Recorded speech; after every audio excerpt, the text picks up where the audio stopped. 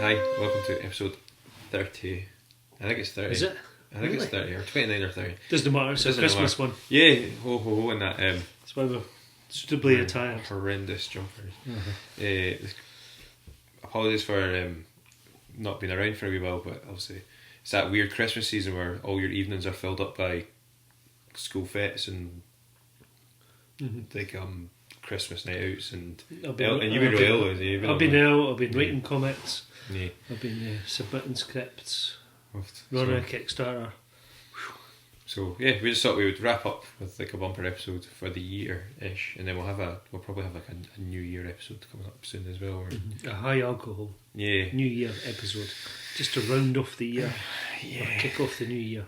I'm actually looking forward to it because there's some really high alcohol. I think we're going beers. for 10% plus beers. Yeah, and it's a couple that I can think of that I'm looking forward to. Yeah. Okay, Cool. Currently we're drinking Santa's Sledgehammer. from the Cairngorm Brewery. Is that right? I think so, yeah. Santa's Sledgehammer. So a suitably seasonal beer. That's what I got this from my colleague at work. My boss, gave me this because obviously, the folk at work know that I enjoy beer, so it's a typical beer that you would get from somebody that wanted to buy you a beer because they know you like beer. It's lovely. It's a strong bronze coloured ale, 5.6%. Slight hoppy bitterness, warming aftertaste, definitely. It tastes like those braw beers that you get when you go up north in Scotland, and you're just like, you just pick something random off the tap or out of the bottle that's behind the counter. Right. I've started doing that with all my drinks. Have you started doing that since it's not outstanding beer. It's very palatable. Yeah, I'd quite happily drink that. We were at our last episode that you should check out if you've not already. We went to the Seven Kings Brewery, and we were shown this like spinning technique for like getting more smell out of your beers, and it's totally changed the way I drink beer now. Like, I love it. Like, and it just adds that extra wee dimension. There's a smell going on there that you. Is that the citrus? They mentioned something citrusy in there. Something. I don't know. It's not. It's a fairly conventional beer. Yeah. The kind of thing that you would get, a lot of places. Novelty beers tend to be quite straightforward. It's more about the branding than the actual. Yeah, they're crowd pleasers. They're not going to be outstanding or really That's different exactly, because you want to. You buy that at the Christmas market in Edinburgh, I think, or that kind of thing. Yeah, and be like, oh, this is nice.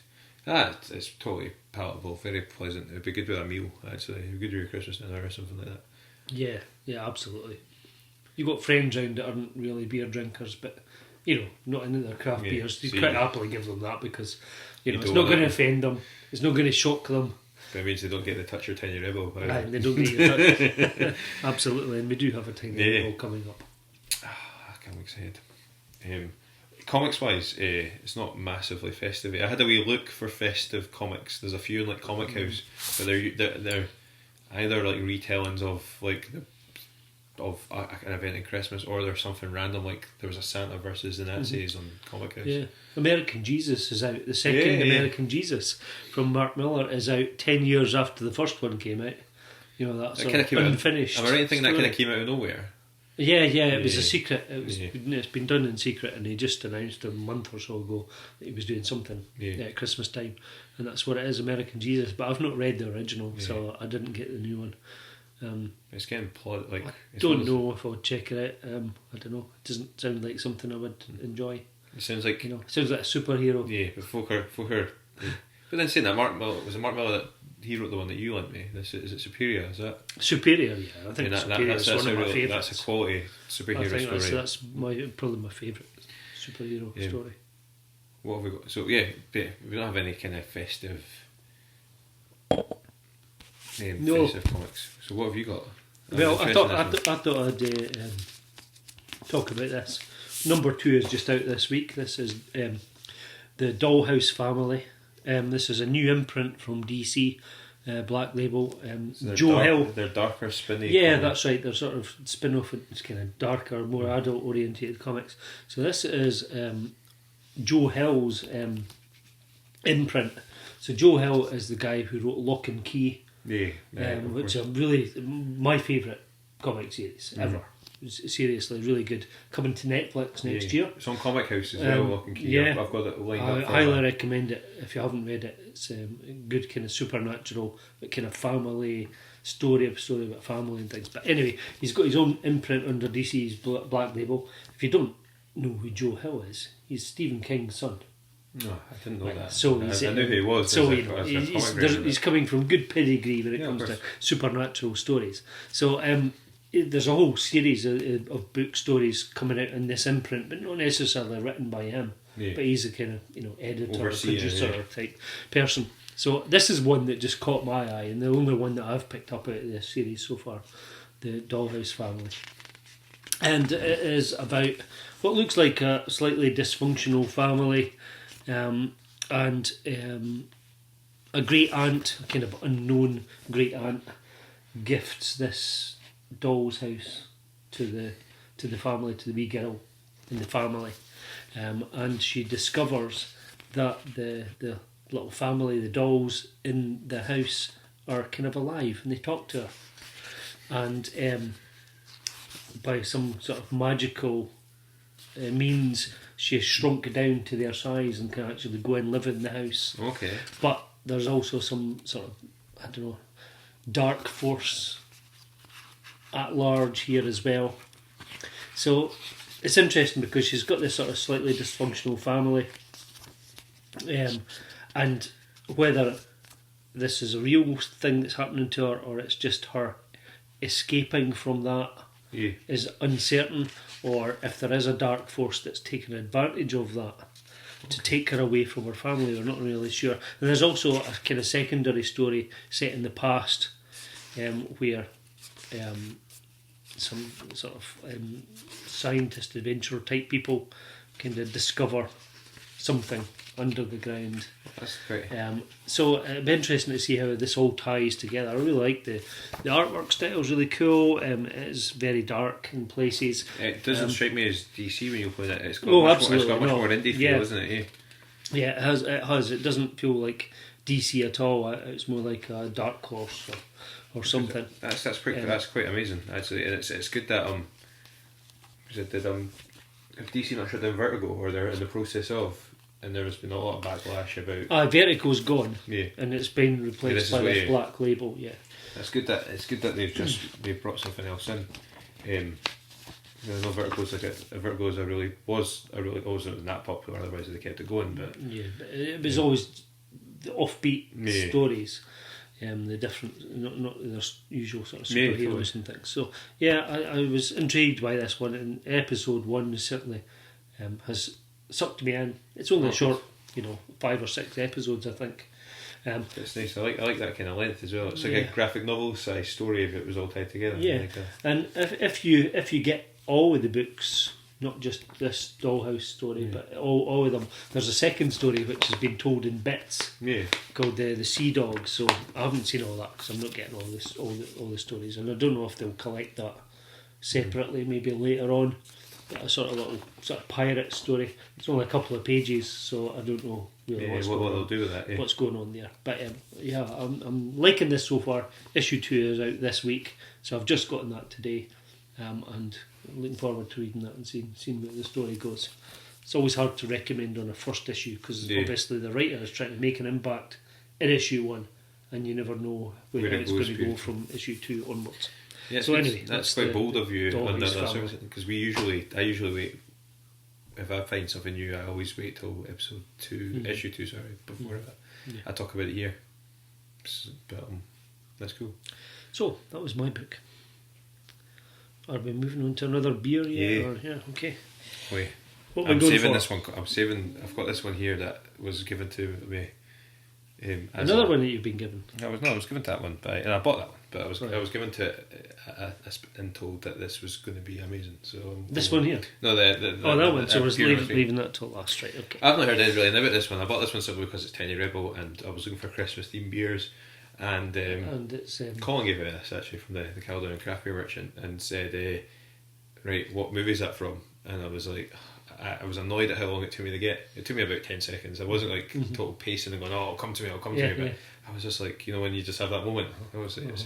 So their Snowball IPA is called Welcome to the Party Pal, which is from Die Hard. Yeah.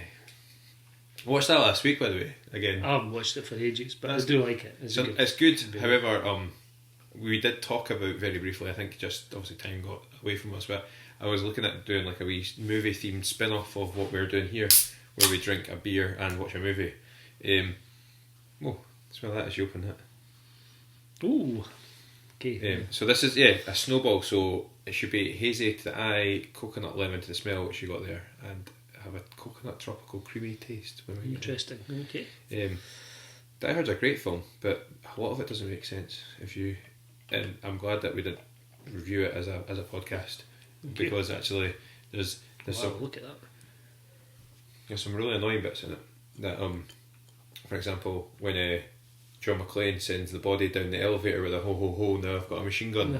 Like, he didn't need to do that. Like, they didn't know he was in the building at that point in the film. Dumb. So that is actually it was a dumb thing to do. And there's a bit where he's trying to get the attention of a girl across the in an opposing building. Oh yeah. But then every other subsequent shot of the tower shows that it's in the middle of nowhere on its own. Yeah. It's a snowball. I've never had a snowball before. Have you had a snowball? Something my gran used to drink. My wife has talked about having a snowball that her gran would give her at Christmas time. It's whatever, Advocat and some of them, I don't know. It's like loads of tropical fruitiness in there. I like that creaminess in a beer.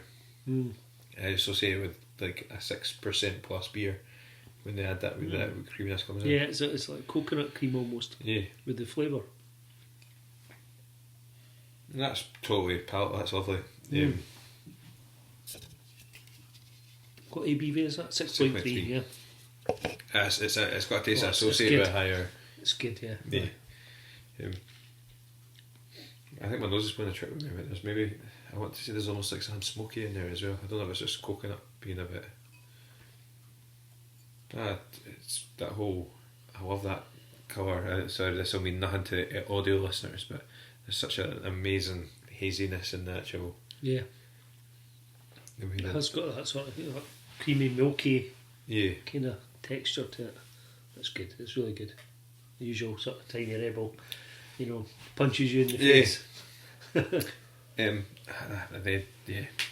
really good. I'm not a mad fan of their lager, to be honest. It's the only thing that Tiny Rebel do, which is annoying because actually I love lager. Yeah. Everything else they've done this year I've been aware of. I've really discovered punchy this year. flavours. Quite exciting. Talking about things that punch you in the face, and punchy things. I read so we've not been recording in about 3 weeks. I think it's maybe 3 weeks, possibly 4. And I've read loads of comics. Like I read an entire the Punisher series came out, and I wanted to give that an honourable mention because I'll probably not mention it at any other point in time. But the new Punisher series was really good and talked about mental health and suicide, which I think lends a lot from the Netflix show, because I associate Punisher with just walking around shooting things, but actually I know from watching the Netflix series that they're talking about things like post-traumatic stress disorder a lot in that. The new Punisher series was really good, so check out. I read loads of stuff like that, but one of my favourite comics of the year before now was Sync Volume 1, which Colin lent me and said, you gave it to me and just told me that this was the best. I think that was pretty much what you said to me. I think I probably said something like, this is the best comic to come out of Scotland in a long time. So I would argue that this is possibly the second best comic to come out of Scotland, or it's up there. So it's a continuation of the Sync series, which is about it's a compendium of stories and like one-off short stories about an area of a fictional area of Glasgow. It's kind of based around urban legends that used to get told in the area, like scary van men and stuff like that. But just brutal again. It's always raining.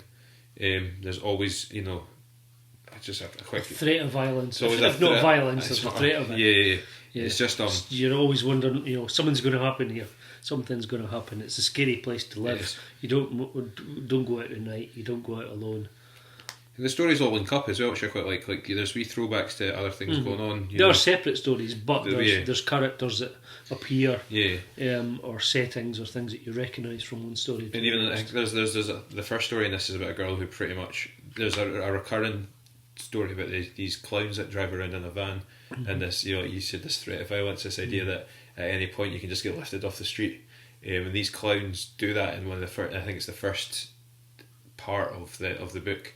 And you go through one lady's sort of ordeal when faced with this total insane this violent assault on her by a group of guys that have, from the looks of things, had the same assault done to them to get them into this point. And it's almost like that clever idea that it reminded me a wee bit of, I don't know if you ever watched Firefly or Serenity, but the idea that people were running away from these scary reaver guys, but once you'd had like your interaction with them, you became one. I thought, and that kind of happens in this. And then I think the character in that kind of recurs at some point later on in the book. But yeah, there was an awesome one. I don't want to give anything away. You should just check this out. There's a really awesome series, a two-parter about a family that move into a high-rise block of flats that's essentially just given to them. It's called the Graphite Green. They're given this, they're refugees that have been given this stunning flat in this sort of community-based utopia where it all seems a bit too good to be true.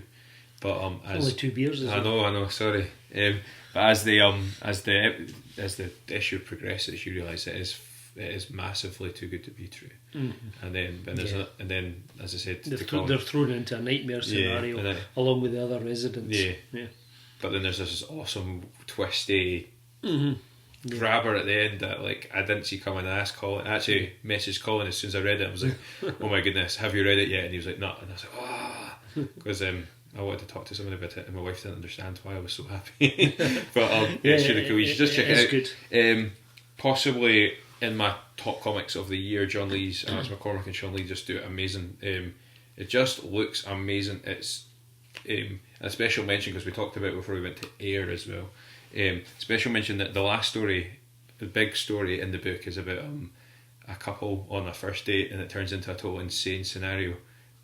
But it's absolutely hilarious, and it's one of the total compelling and incredible things about the whole Sync series is that there's a tongue-in-cheekness to a lot. It bounces from total horror to black comedy quite a lot. And it's really good. And there was a similar story, I think, in the first bouts. Where there's all this insanity going on and horribleness, and then there's folk in amongst it that are just kind of laughing their way through life because there's not really anything else to do. It's it was just great, and I really, really enjoyed it. I think I said before when we reviewed the first one that it had a bit of an Irving Welsh kind of feel to it, doing for Glasgow what Irving Welsh has done for Edinburgh, but setting it in a more fictional place.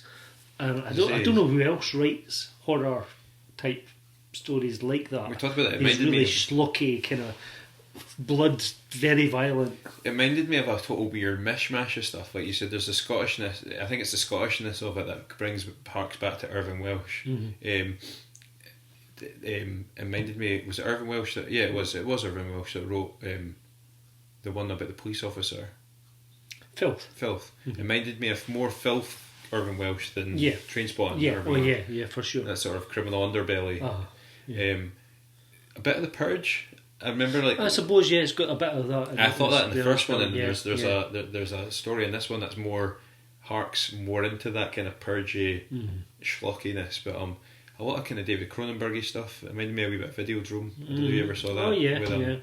And all this mishmash together, and there's some awesome one-off Scottish dramas that show up sometimes on things that I've seen where. I saw one a couple of years ago with Kevin McKidd. I don't know the actor who was in Trainspotting. He was in a bunch of other stuff. I think he was in Grey's Anatomy and weird things like that. I saw a programme at Halloween with him in it once where it's basically him stuck in a hospital in Glasgow for an hour trying to get to see his wife who'd been hit, and it was. Oh, I think I've seen that. It was all a bit surreal and a bit weird, and he was. just that kind of like stuck in a public. I think that's probably the whole thing about Sinkhill, is that like it could be, it exist. It doesn't exist, but it could exist in like the weird crevices of Glasgow that you don't recognise. You know, when you walk from. I went to see The Cure in August in Glasgow, and we walked from, me and my friend, just because it was so expensive to get a taxi at that time of night, we walked from Bellahouston Park back to our hotel room, which was in the Merchant City, and we weren't walking through any particularly downtrodden areas, but you could just see like Glasgow's massive, and you could hide things in Glasgow, and that's what Sinkhill reminds me of a wee bit is. And again with that little hidden backwater. Yeah. But it's hidden in plain sight as well, and again, Glasgow prides itself on that to an extent as well. I was in a TV show with Kevin McKidd. Were you? Believe it or not. Yeah. Okay, I'm literally just walking past in the background. Awesome. It was 10 years ago, and he did a sort of, was it time travel show called Journeyman? Were you in Journeyman? Right, and there's an episode in San Francisco where he goes to meet somebody in this hotel in San Francisco, right?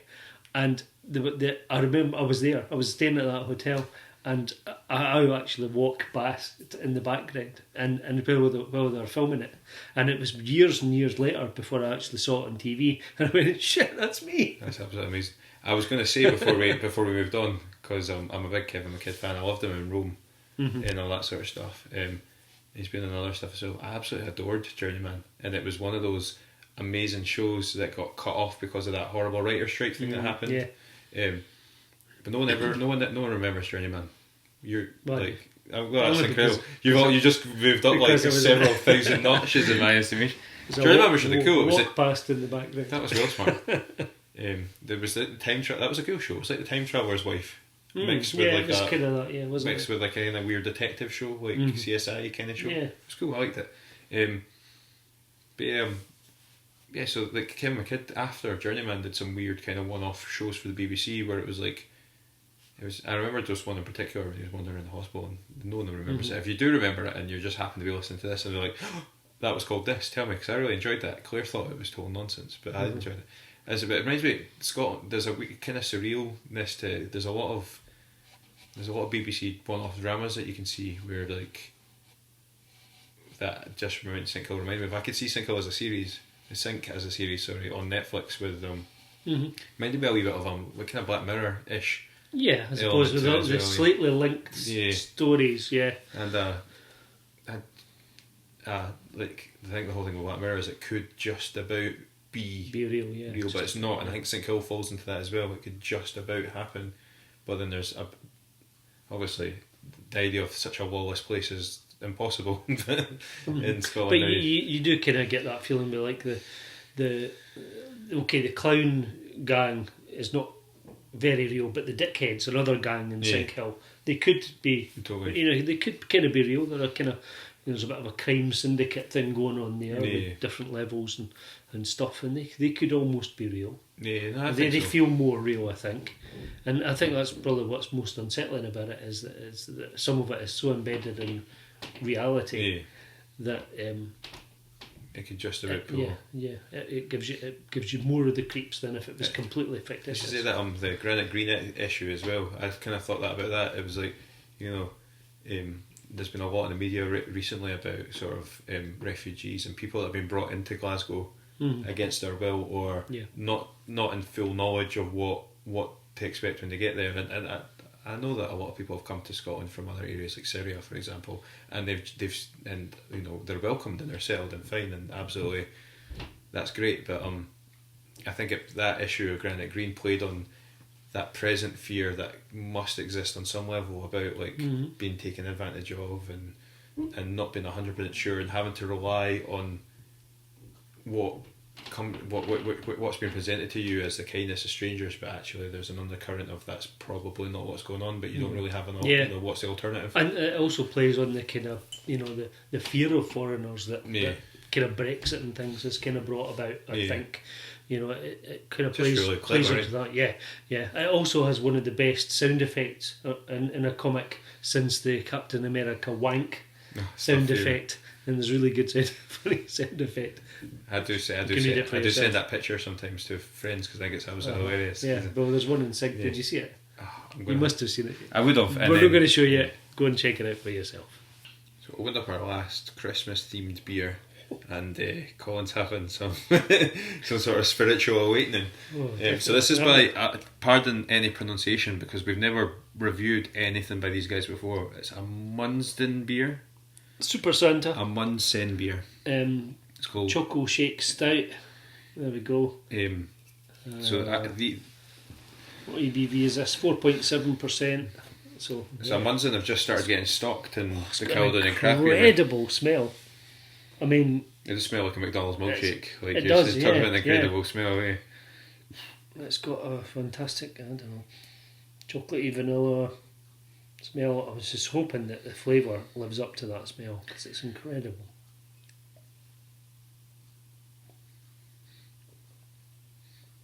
And as often is the case, not quite as incredible as it's relatively run of the mill as porters go. Reminds me of not that because we did vote for it at some point as being a really good beer. It does remind me of the Brewshed one. You know, they've got a 3.2 ish. It's like a really light sessional porter. I really like that. It's just it's good though. I wanted to pack a wee bit more punch. Yeah. It's not got the. If you drink a tiny Rebel, it usually tastes like it smells, and this isn't tasting quite as much as the. Is that an alcohol smell? But thing, it's but it's still flavoursome. It's not the best. I've had a nice vanilla stout recently, and it was really good. I can't remember who that was by. It was a Finnish or Estonian beer. We talked a lot about that when we went to Seven Kings Brewery about the Baltic porters. That's been really good. You got a lot from your flavoury, didn't you? There was loads of did you not get a flavourly box recently that had? It was a Beer 52 box. Beer 52. And it was all kind of stuff around the Baltic Sea. Yeah. And to be quite honest, I wasn't that keen on most of them. There's about half that I didn't like. Yeah. You know how Beck's lager has that kind of wee, I don't know, flavour, right, a bitterness at the end. And it's what puts me off it. And a lot of those beers had that similar flavour. I don't know if it's a yeast thing, because it's a bit like, you know, that flavour you get a Belgian beer, so it's yeast based. I don't know if that's the same, but it's got a similar sort of thing about it. And I don't like Beck's, and a lot of those beers had that wee kick at the end, and it put me off. There's like 4 that were all similar. Yeah. But then there was other ones that were really good. There was a vanilla stout that was great. I'm quite liking that. I'm quite liking that. I got a flavourly box. There was a flavourly box last month on Groupon, and I just got it because it came with a free glass, and you know it comes with a glass in the magazine as well as the beers. So you're paying an okay price for you could probably go to like a supermarket or a retail shop and get the same beers. And that seems to be a big complaint a lot of these, particularly flavourly. It seems to be like, I think one of the reviews I read, somebody was like, I got a flavourly box, and I could have gone to Asda and got all the beers that were in that box, but actually I had a look. It was 8 beers for £12, but it came in a glass. I was like, that glass is maybe worth £2 or £3 on its own. So I was quite happy with that as a deal. I think if you get something like, particularly I think a Beer 52, because they too tend to do a lot of beers from around the world. Yes, as you would get that if you wanted to try something. But the fact is, you're never going to get it again. Not easily. Well, that's the only one time I've had one Beer 52 box, and it was I got right into a lot of the beers that were in that box, and they were all absolutely amazing. Actually, every one of them was like, oh my goodness. And there was maybe one that I was like not as keen on. But the issue for me was, and this, I think we talked about this before we went here as well, about small craft beers in general, I couldn't have got any of those beers again, and because they were brewed specifically for that month to tie in with like a London restaurant event that was going on. Yeah, that's right. Yeah. Which was, I think I had a really nice beer that was inspired by an Argentinian restaurant, and the beer was quality. It was really spicy. It had like I think cardamom in it, and it was really nice. And then I wouldn't have been able to have found that beer again if I wanted to. It's just great, and I want to try some more from Amundsen because it's growing on me. I have to say. I genuinely bought this one because it's the Christmas one. The aroma's incredible, but it doesn't quite follow through in the flavour. But it's there, but not as intense. But I'm quite enjoying it because I do like a. You finished the can, my friend. I do like a wee stout. That's what I've discovered this year. If I want to kind of reminisce about 2019, if our next episode is going to be our high strength mess of a New Year episode, I want to say that I've the discovery of stouts from being given a Guinness when I was 19 and thinking it was the worst thing I'd ever tasted at that point in my life, to where I am now. Like, I get really excited about stouts, and I never used to get it. If I go to like a pub, particularly out in like, if I'm out in rural Scotland with a wife and she's doing the driving, I will always pick the stout if there's one in the bar. Just because I'm like, oh, stouts are quite exciting now. Whereas that was the one thing that I would have stayed miles away from. We just got tons of flavour about them, and real character about them. Yeah. A lot of the time. So I think we're going to do what kind of like a review, not a review of the year, but like a reflection on what we've enjoyed the most. I found this really difficult to do. Like, we talked about this. I think I listened back to a couple of our older episodes. We talked about doing this like back in episode 2 or 3, like back in June when we started, or May when we started. Yeah. We talked about we need to do a review, and actually when I sat down and looked at every beer, that even just the beers we'd voted as our beer of the weeks as they progressed. Yeah. There was a couple of things coming up. There were some really awesome beers, but then I was actually looking at some of the beers that we had drunk that we hadn't voted as a beer of that week, and they're like, actually, I really like that beer. There was one on Pride Week. I actually looked at all 6 beers that we drank for Pride Week, and I would be quite keen to drink all 6 again. They were all quite good, weren't they? They were all really good. It was quite tight. Yeah. We had that Overtone Vic Secret was in that lineup, but it was up against the wee bra from Cross Borders and stuff. Yeah. All beers that I love actually, and beers that it's funny because we voted what won that week. Bibble from Wild Beer Company won that week. But then I remember it was the OT one, wasn't it? Yeah, it was the OT flavoured one. Yeah, I remember going back into the beer shop the next week, and I picked up another 2 cans of wee bra. I didn't go back to Bibble, and I don't. That must have been the mood I was in at that day. But it's funny, like drinking a beer, and it's quite a fun. I mean, it's been really good to kind of try lots of stuff from lots of different breweries. And there's some really great breweries. I mean, you're a big Tiny Rebel fan, and they rarely fail to deliver. You know, you get a punchy aroma, punchy flavour. You know, they're just bursting with flavour, which is really quite amazing. We talked about that as well. If we'd got like, we were talking to Seven Kings Brewery about Johnny was saying about having like a beer club. He runs a beer club at Stirling. Yeah. I've thought really like we've got a 2-week holiday as teachers. We've got 2 weeks off now as of the day. I'm going to at least try and get a pub crawl sorted over the holidays.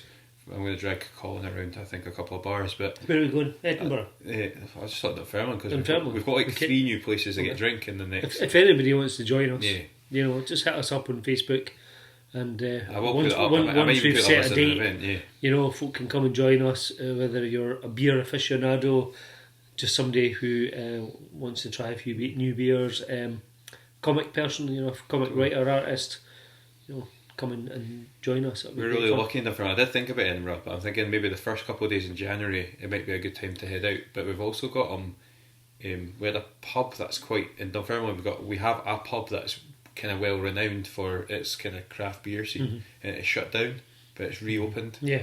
And then there's another place that's just opened up a couple of streets down from there that specialises in that used to be a microbrewery. Are you going to drop any names? I'm going to mention it. So yeah, the commercial in Dunfermline. Yeah, shut down, and I was surprised. I walked past it the other day, and it was open again. It's open under new management, I believe. And they used to have a kind of reasonable range of beers. Yeah, so I think they've opened with the same sort of mindset. Go and check it out again. There's a place that's had various names. A really nice place on Campbell Street in Dunfermline, which I think is now called, I can't remember what the Canmore Street. Sorry, Yeah. it's just The Canmore, wasn't it? it is now the Canmore. It is I think the it was Canmore. called the Bruce. Canmore House or something, is Yeah. it called? I can't remember. It was called the Brew. Yeah, it was called the Brewery.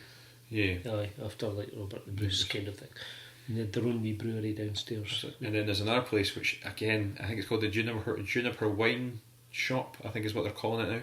It used to be Don't know. Rubens on the Oh, new yeah, road. okay. That's reopened. Yeah. But they are selling I had a wee look at their beer list, and you can go in and get something to eat in there. Like Yeah. it's opening as a cafe, but they've got a lot of Inner Bay, Oh, okay. but they've also got a lot of wine and drink. I was quite excited about it. So I was like, actually, it's somewhere I can go with my wife, in which you can get some wine, I can try some really Yeah. nice beers, and we get some nice food. And of course, there's the Druthy Fox. The we've Druthy had Fox, yeah, done absolutely. a podcast from before. And then there's the Caledonian Craft Beer. And you can go and drink in Thunder Yeah, Road yeah. at the Caledonian Craft Beer Merchant as well. So I just think So, on that alone, and then we do have a Weatherspoons as well, which has Yeah, they have guest beers in every now constantly and again. changing. Yeah, so you can get quite interesting things there from time to time. So I'll stay tuned. I will post something, maybe the second or third. Just need to clear it with Right. So next up, we're doing our kind of beer and comic of the year. Absolutely. I've got a big mad pile here. I wrote a short list that I'll run through very, very quickly because I'll know Colin if I talk for more than a couple of minutes. Yeah, I find this really hard to do. And so my honourable mentions, Murmur by Steve Ingram. Oh yeah, Murmur's great. I really liked it. So there's a There's new one out. new as well. one out. Yeah, I could have checked that. But I read the first Murmur. You think you gave it to me after? They're just lovely wee short stories. Yeah. Steve Ingram's been on the show, and he's come out drinking was in previous episodes, and he's a really top guy, and I'm really looking forward to seeing more of him next year. Actually, I really liked John Stone's Stutter. I reviewed that earlier about his speech impediment, and I really enjoyed the Peter Cannon Thunderbolt series this year. That was interesting. Really interesting. It's the best Alan Moore story that he didn't write. Yeah, right. no, totally. And you'll need to tell me how to say this young lady's name again. But I really enjoyed Callie by Aoife. Is that how it's said? Aoife. Oh yeah. That was a small print series that I picked up, issue that I picked up in the local comic shop. Yeah, they were all really, really good. There's so many other stuff as well. Like I linked Colin a bunch of stuff, and I forgot to put Fence and Trees on the list as well, and I really enjoyed both of them. You did, yeah. But yeah, my top five, and this is shuffling around all the time in my head. I don't have a top five. You read more. You do read more than me, though. So much I can't remember what I've read. So interestingly, my top five, I think I might be wrong, and I'll make myself look. Actually, my top five are made up of people from two countries, and no other countries. One's Scotland, and the other one's France. Well, I guess that's okay. That's Old Alliance. Yeah, maybe. Yeah. Just so happens. I really liked James. My number five was James McCulloch's The Forest, the Chair, and Those Forsaken There. Oh, yeah. It was the first thing I read on Comic House, which you pointed out to me, and that was just really good. Very reflective of James's mental health, I believe, and he used the device of being trapped in a house in a scary place as kind of and being unable to interact with the world around you, even though you can see it, being quite reflective of his mental health, which I thought was really powerful. I really liked Stay, which I've got here. Oh yeah. That was about the couple that go on holiday and her husband dies, so and she continues the holiday. Did you read it? Yeah. To his plan, I haven't. No, that's good. So that's Louis Trondheim and Hubert Chevallard, I believe two French writers. Just great. I really, really, really enjoyed it. Trebon. Yeah, I thought so. It was just really, really good. That was my kind of fourth favourite, I think. And then I reviewed this. I got totally caught up in Chernobyl fever that seemed to. Oh yeah. I don't know if I'm right to say that. But there was a whole thing about obviously that really, really incredibly well received TV series that came out over the summer. I picked up this just based on the strength of a comic about Chernobyl that's getting good reviews. IDW put out Springtime in Chernobyl by Emmanuel Lepage, and it's just great. That was about an artist who went to the demilitarized zone, the area the area of Chernobyl that was evacuated due to the nuclear fallout. He goes there expecting it to be absolutely rank, grey, scary, and and just a total throwback to the Soviet Union, and when he goes there, there's elements of that, but he is completely overwhelmed by the beauty of the people and the people there, and the places that he's asked to draw, and it's just really powerful piece of work. And then my top two were Scottish, right? I'm not going to give either of these my number one, because I every time I look at them they flip around. So Sinks, Blood and Rain was my number one when I wrote this list earlier today. Yeah. But actually, it moves into second, and the number two moves into The Legend of La Mariposa, the Demon Gauntlet, was, as a wrestling fan and a fan of as a fan of just silliness. That was the Demon Gauntlet was written by, why can't I remember, James Lawrence, and I discovered The Legend of La Mariposa through Collins. It gave me. I think you met James. Comic Con earlier. And you gave it to me because you're like, man, you like wrestling. Here's a comic about it. You like it. It's wrestling. So I signed up to the crowdfunding for this Kickstarter. Sorry, I'm pretty sure it's appeared in another somebody else's top 10 of comics in this last couple of weeks. There's been a lot of people doing their lists of comics, and it's cool to. I can't remember who it is, but it was in a top 10 or top 20 or something. So The Legend of La Mariposa, it's an epic comic. Every issue or every entry of this has either been like a couple of pages on the web or in a small collected piece of work that's maybe like a standard 25 to 30 page comic. But the Legend of the Demon Gauntlet, is 100 plus pages. It's more like it's this universe's Odyssey, and it's just really, really good, really, really funny. As I say, as a wrestling fan, I loved it. As a fan of it reminded me of like pirate fun and these more kind of sillier, like self-contained universes that are quite silly but quite funny, and it has its own inner mechanics that work with itself, and it was just really, really good. Beautifully drawn, beautifully written, and just as a wrestling fan, I felt like I was an insider to what was going on. I understood all the references, which was really, really funny, and just the nuances that you get in both comics and in wrestling. It was just really, really funny. It was just really, really good, and like you say, it's amazing that it's getting well received, and I hope that off the strength of this, James moves on to bigger things. Like I feel like from a lot of the stuff I read this year, from Steve Ingram to James Lawrence, like these like the independent scene in Scotland for comics is absolutely amazing, and I got really, really excited at every comic convention I've been this year. I've not been this many issue obviously, but this year, but every time that area that's just the independent guys, where you can just walk along and speak to the guy who drew it, or the guy who wrote it, or the guy who wrote it and drew it, and just be able to chat to him and buy like I've got a Mariposa badge that I wear on my lanyard at work and stuff, and if kids are like, what is that? And I'm like, well, it's a comic thing. Just being able, that scene's amazing, and it's amazing being able to talk, and you can buy something that's incredible and the guy will sign it for you, so you have like a signed copy of this amazing piece of art. It's wonderful, and I think for me, in my kind of journey of comic discovery this year, that nothing sums it up better than James Lawrence and the La Mariposa stuff. So. Okay, that's really great. Yeah, you only picked a comic and small press as well. Yeah, absolutely. Yeah, I've read so much that it's hard to kind of go back and, for a long while, Sink, the first volume, was probably going to be my top comic, and for me, I think Sink, the first one, still slightly pips the second one to the post, mainly because it was, when I was reading it, it was new, and I wasn't expecting things, it was a novelty, I suppose. But with two, it's equally good.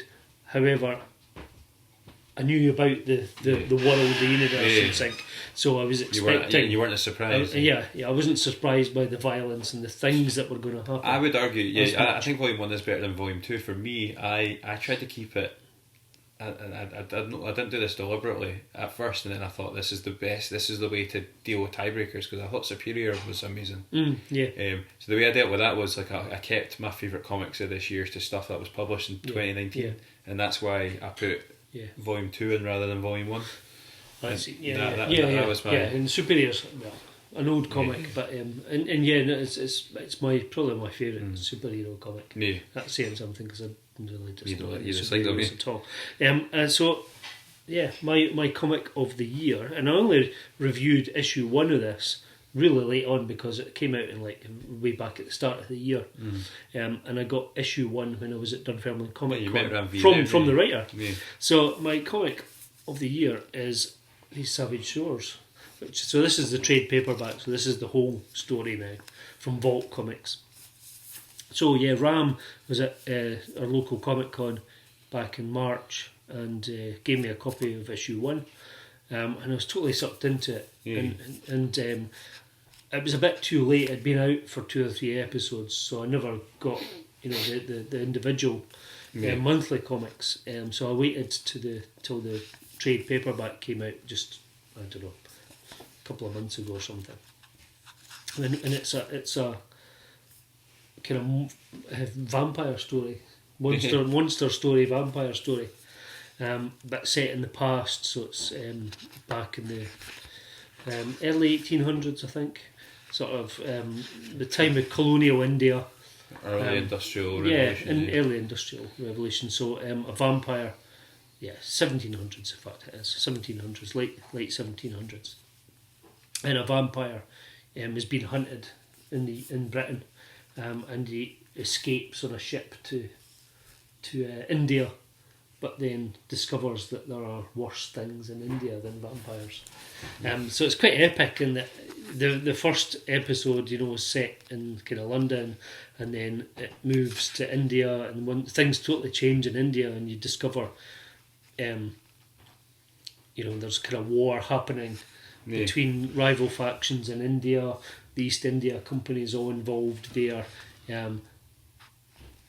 A creature who's kind of like a sort of demon god type thing kills the vampire quite suddenly, because you think the story is going to be about him, and it's not, and he gets killed by this other creature. Because when you reviewed this first, I recall you reviewing it from his perspective. I really thought it was going to be his story, but after issue 1, it changes quite a lot, quite dramatically, and then more becomes the story of the person in the mask, which is this creature who kind of masquerades as a human, but has been around for a long time, and is kind of a demon character, and he's affiliated with one of the sort of Indian, I don't know, tribes. Is it Hindu culture, or is it? Yes, I think so. It's a fallacy in itself. I don't even know why I said that. It's all a bit kind of ancient, Indian kind of gods and demons. So becomes a much bigger story. But then towards the end, the vampires kind of come back into it. But it was the storytelling, the visual storytelling, that really grabbed me. I mean, the story is interesting, but the visual storytelling is just so clever. Whether if it's been a really good collaboration between the artist and writer or not, I don't know. But just the way it's laid out on the page, the way things move, it's just so well executed. And I have to say, again, I've been looking at reviews and people's best of the year, and this comic's coming out in quite a lot of top 10 lists. It came up because I went, I read, I want to say What Culture, because I watch and read a lot of What Culture's output, and I think it was in their top 10 comics, alongside Superman versus the Klan. They were the only two comics that I recognised from the list. But that was and it's an insight into the Indian culture at that time as well, which obviously Ram's from India. It was a fascinating time period. As an RE teacher, I've read a lot about that time period, and the idea that Hinduism is like a Western construct of that Indian subcontinent religion.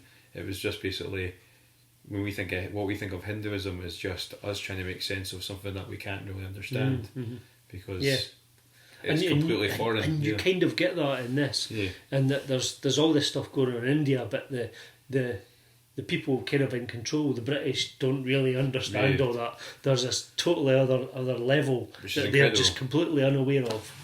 That's good. I'm going to be stealing this from you. Definitely. You should read it. It's very interesting to say about the visual storytelling as well, because I do remember when you reviewed this set of panels in particular, when we were 6 months ago when we were a Smarter podcast and we were having like 20-minute discussions for each comic and stuff. I do remember this really good. I love that kind of. So it's 9-panel storytelling, but there's a. But it breaks the direction of the storytelling. In theory, it's traditional. It's one page almost, but almost the character moves between each panel, but the rest of the picture stays the same. That's fascinating. Really, really clever, and quite dramatic. And you do follow the page in a really unconventional way. That's good. So that's it. That's our comics of the year. Now on to the beers. Beers of the year. This was the hardest thing. It's tough to choose a beer of the year. What do you go for? Do you go for something that just packs a punch in the flavour? Is it something that you happily drink all the time? What do you go for? It's all just massively subjective as well. Because there's so many different things that we've had each week, or tried in between times, and you go, oh, that's a great beer and it's amazing, but what do you tie it down to? And I don't know how you've chosen, but I've chosen something that I would just drink all the time. Something we haven't reviewed either. I would just drink it all the time. I looked at the beer of the week list that I compiled by going through every podcast and having to get that bit in each podcast. I've just brought it up, so if you're wondering why Colin's staring intently at you for... No, it's because I'm looking at his list. The list. So I picked my favourite off this, but that was quite hard. And I was saying to Colin beforehand, as well, like there was stuff. The thing with small craft brewery, my beer of the year was a beer wouldn't have been this choice, but I couldn't get either of the two beers, so I'm not even going to mention them. But I grabbed two beers. One was from Tempest, which we have given 2 beer of the years. No, we have. Two beer of the weeks. Yeah. We gave 2 beer of the weeks to in the Dark Big Die, the dark one that we did at Halloween, and Dios Mio, the chili one. The chili one was good. It was great stuff. We did them. I drank one, and it's like you say, it's so hard to rate beer because unlike comics, which I think to an extent are kind of self-contained in that it's you engaging with a piece of media in front of you. The thing about beer and why I love the whole beer and comic dynamic that we use is beer can be attached to anything, so you can, as well as the tastes and that, you can attach things to occasions or where you are. Or I think so. Yeah, I've had beers that I've drank on holiday when I've been my own sort of self-understood ideals of paradise, and then I've drank them with you, and because we haven't been drinking that in a deck chair on a beach, it hasn't been as great an experience. I'm thinking we drank the Cali Pale Tiny Rebel a couple of months ago, and I was singing the praises of that, and then wasn't as blown away by the second round. There was a Tempest beer that I absolutely adored that I couldn't find. It was called Azaka, sorry. And I went back to get one to review for a podcast, and it'd run out, and the line's been discontinued. And but I associate that with reading. So we'll mention some of the other ones. Sorry. Or some of our beers of the week then. Way back near the start, Baby Badger from Cool Brewing. That was our first one. It was our first one, was it? Yeah. Inner Bay's Topaz, we liked the passion fruity one. Gypsy Hill's Amity, so it was when we did the food week. Not the food week, the film week. The film week, yeah. Lochleven Brewery's Kingslayer. Gluten free was Kingslayer. We were doing gluten free that week, yeah. I put in the wee bra. I didn't get beer of the week, but we did drink loads of it over the course of 2 weeks. Yes, so I just thought actually we did try that a couple of times. And that was a close second to Bibble. Wild Beers Bibble, the OT one that week. Was that That was the Pride Week. Pride Week, yeah. And then we visited the brew shed and we tried a lot of their beers. That was a funny one because we did a whole week where we were out at Brew Shed, and then the next week we voted Brew Shed as our beer of the week. Yeah, we did that a couple of times. There wasn't as many beer of the weeks as I thought there'd be, because we've done weeks where the episode has been an interview or a tour. That's right. Yeah, so we liked the Ramsey Lane Moon. We liked a lot of Brew Shed's beers, to be quite honest. Ramsey Lane. The porter's amazing. The porter's good too. Yeah. In the Dark We Die, it's Halloween time. It was quite strong, wasn't it? Was that there? I think it was. It was about 9% or something, wasn't it? I think it was quite a dark beer, loads of flavour. Club Tropicana's from Tiny Rebel was the Tiny Rebel episode's beer of the week, but also it was one we drank when we were out with. When we were out in Edinburgh, with the comic guys. Arbor Ales, Equinox. What was I can't remember. I think we had that when we had David from Reenactment Scotland with us. I think. Was it? No, it was before that. It was way back at the start. Yeah, I remember getting. I can't remember the theme for that then. No, I don't remember. It might not have been a theme that week. And then Unicorn Invasion of Dundee. Oh yes, for Beef Brewing. That was awesome. Yeah, and then I had his Jerry Cinnamon one. Yeah, he said that was okay. Yeah, whatever it's called, cinnamon something. It's a Jerry Cinnamon lyric. I remember you put the photograph up and you were right. That was nice as well. And then Dios Mio from Tempest Brewing. With the chili. That was quality. Oh yeah. They still have that. I think that's still right. No, we had that again. That came from our Lost episode where we drank loads of. It was episode 6, and it was all the beer had to be 6% or more. Oh yeah. And I was so drunk that I ended up messing the episode up and not keeping enough storage in the thing. And then Pogo from Wild Beer Brewing. I don't know how I put that up there. Somebody suggested that to me, I think, is what the issue was with Pogo. I need to remember who suggested that. It was the only suggestion we got for someone's beer of the year. Yeah. And then we did get a laugh from the Caledonian Craft Beer Merchant. They were like, guys, there's like 3 weeks left in the year.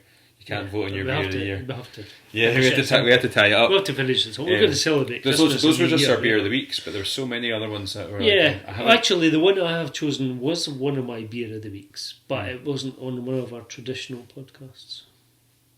So what was the story behind this then? Can you remember it? Well, this was when we were at Dysart. Oh, that's right. Oh yeah. And we had different ones. Yeah, we had different. But this was mine, and it's awesome. So what is it? Oh, right. Well, it is Cool Brewing's 80s Revival. So they're 80 shilling, which I think I tried a bottle of this first, and then we had it at the Dysart beer festival, and I just like this because it's a real Scottish ale. Yeah. It's the kind of thing that I would, before getting into craft beer, I would have just drunk anyway because I like this type style of beer. It's got a lovely flavour to it. Nice, slightly darker coloured ale. That was a quality event. I really enjoyed. I really like that beer. Yeah, I really liked that Dysart event and the whole. Actually, if you'd told me at the start of the year, that would have been one of the total highlights of my beer drinking experiences. Yeah. It was just so bizarre and so funny. But that was really good, and there were some really good beers. So that night, that day. Cool Brewing. So that's my beer of the year. So Cool Brewing talk smashed it this year. Cool Brewing, yeah. And this beer has been getting other awards and things all over the shop, and lots of beer festivals. It's been getting rated very highly. And I can Cool Brewing are just really well nominated for awards all over the place. I really do think they're onto something there. Absolutely. But you've got a different beer of the year, which was close to my top.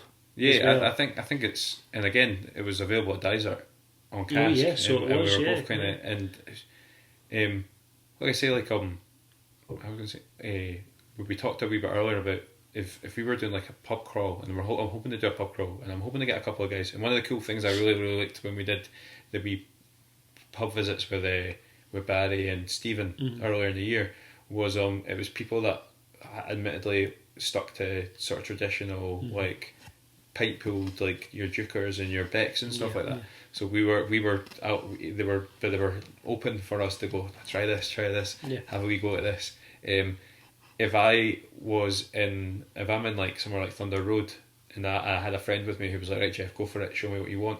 This would be this, something by Cool. I don't know if it would be an 80s revival. Something by Cool and then something by Tiny Rebel would be in my head like your 1, 2, 3. Yeah. We've even talked about Stay Puft, for example. Like Stay Puft, which we reviewed but didn't win its week. I think is a would be a go-to beer for like, I want you to try this marshmallow porter. It's a beer that I've bought for other people just to say, hey, try this. But this would be my total go-to beer for anybody that wants to try and get into what we're like. Why you guys talk about beer all the time? And I wanted to try and show them something that was inoffensive but also really tasty. And another local beer. This is Topaz by Inner Bay Brewery. It's a sessional IPA with notes of exotic mango and passion fruit. It's just great. It's a really awesome beer. It is. And the fact that we can get it so inexpensive and here. We've talked about it so many times, I think, because we just enjoy it so much. And we've spoke to Kate, the brewer, and that she's an amazing lady. And I guess also the guys at Cool Brewing are awesome as well and have come to speak to us. We're really, really lucky, I think, in this area of the world.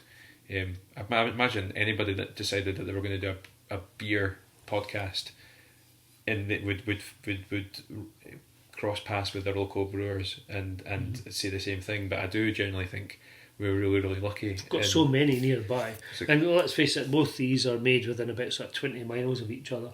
Yeah. So they're very close to where we are. Yeah, absolutely. And we can pick them up in so many places. I've been really enjoying, if we're talking about Topaz, in Inner Bay this week I've been posting a lot about like all the wee places in Fife, in southwest Fife, that you can you could, if you wanted to go and get an Inner Bay, you could find them. And they've made a kind of thing about this on their social media, and it's actually quite exciting. I'm going to go. There's a place in Kilns that isn't. I think it's called the Bruce. It's not the one that is the ship. It's not the ship. It's the other one. And they have Inner Bay on tap. Oh, okay. So I'm quite excited to go down there. I'm going down there over the holidays with my wife to have a meal. It's good, yeah. But I think we're very fortunate in that. Yeah, as we've got tons of wee breweries nearby. We've got Seven Kings here in Dunfermline. Yeah. We've got not so far away Lochleven Brewery up at Kinross. Who are smashing it as well. Yeah, absolutely. Cool in Glenrothes, Inner Bay in Verkeiden. We've got Beath in Cowdenbeath area. I've got a couple of Blunt Chisel today from the guy from Blunt Chisel. Yeah. They had a stall in the Kingsgate Shopping Centre today. So they were really nice beer. So I've got a couple from him. I want to say Kelty area. Blair one of the things I've worked this year, absolutely, Blair Adam is where they are, aren't they? The industrial estate. The brew shed down at Lime Kilns. So they have tons of small breweries. A lot of these breweries as well. Not so much Inner Bay Cool. I've always told an affinity for, and a couple of these other places I've tried stuff and not been massively into them, but then gone back and been like, oh my god, you went back to the drum, or you've done something in the last 6 months. I've touched this beer and you've made this amazing all of a sudden.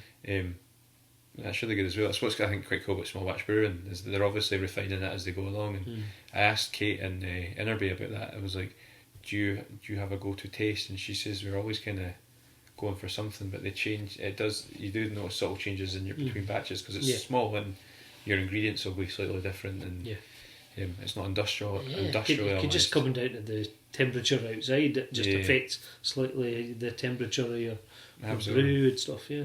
We are really, really lucky though, and that's what's really cool about the Dysart Festival. I thought was, and one of the gutting things about the Dunfermline one was when we've gone to these drink festivals. What's cool about Dysart is all the beers were local. Like I think the furthest away was possibly Stuart or Trist, and that's just because I can't work out in their geography how far Edinburgh is, and I think Trist is Larbert. I think I like their double chocolate porter. Oh yeah, that was good. And so Stuart, and then Cross Borders are not too far away. About an hour away, and loads of places in Edinburgh. Pilot are Edinburgh as well, aren't they? So. Pilot's at Leith. We've got Overtone, Verdant, and Dundee. We've been meaning to go to Dundee. Absolutely, 71 are from Dundee as well. Do a session up there, and get some of the comics folk from Dundee area around involved. And we'll have to go to Glasgow as well, do Merchant. Absolutely. And I can't remember who else is in Glasgow. What's that? Brewgooder in Glasgow. Brewgooder. Okay. Absolutely. We need to do them. It's been a quality year. I've really, really enjoyed this, and considering we just kind of joked about doing this podcast for a couple of weeks before we started, it's been amazing. So so we're coming up for our end of year, kind of proper end of year, start of new year show. Going to do strong beers. 10% or more. It's going to be 10% or more. Oof. And we'll do a few of those. What else have we got planned? I want to do a wee pub. I want to do a wee pub crawl. Do a pub crawl. Maybe get some folk along with us. Yeah. I'll just put up on social media. So if you're like, oh. Yeah, we do need more interaction, folks. It would be good for you to suggest things to us, beers that we can get or comics you want to.